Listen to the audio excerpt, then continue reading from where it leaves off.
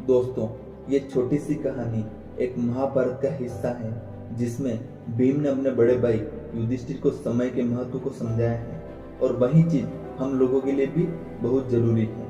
इसलिए इस कहानी को लास्ट तक जरूर सुनें।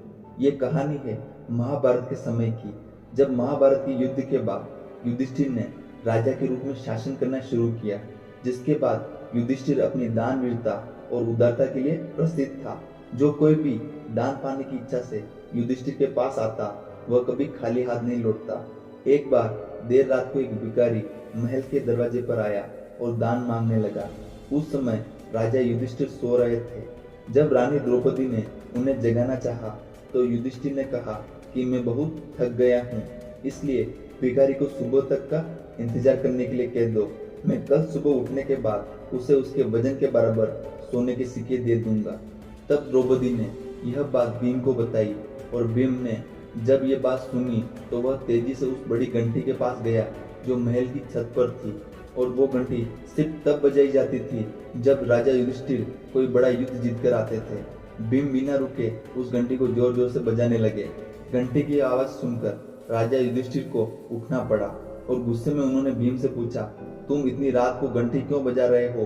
तब भीम ने विनम्रता पूर्वक उत्तर दिया, ऐसा इसलिए है क्योंकि आज आपने बहुत बड़ी जीत हासिल की है। यह सुनकर राजा युधिष्ठिर चौंक गए और पूछा, ये तुम क्या कह रहे हो? भला इतनी रात को मैंने कौन सा युद्ध जीत लिया है? अब भीम ने उत्तर दिया, बड़े भाई, आज आपने समय को ही जीत लिया है।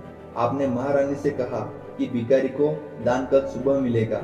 अब यह घोषणा तो कोई तभी कर सकता है जब वह समय के साथ जीत हासिल कर ले। क्या आपको यकीन है कि कल सुबह तक आप दान देने के लिए जीवित रहेंगे या फिर ये भिखारी इसे प्राप्त करने के लिए जीवित रहेगा?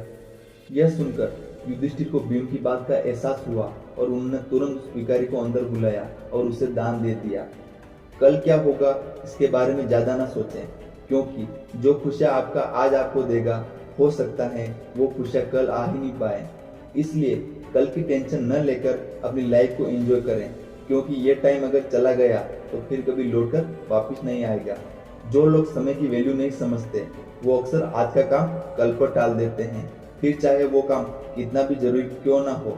ऐसे लोग खुद का समय तो बर्बाद करते ही हैं और साथ ही वो दूसरों का समय भी बर्बाद करते हैं। कोई भी काम चाहे वो जरूरी हो या ना हो, लेकिन अगर वो काम अगर आप आज कर सकते हैं तो उसे कभी कल पर न टालें।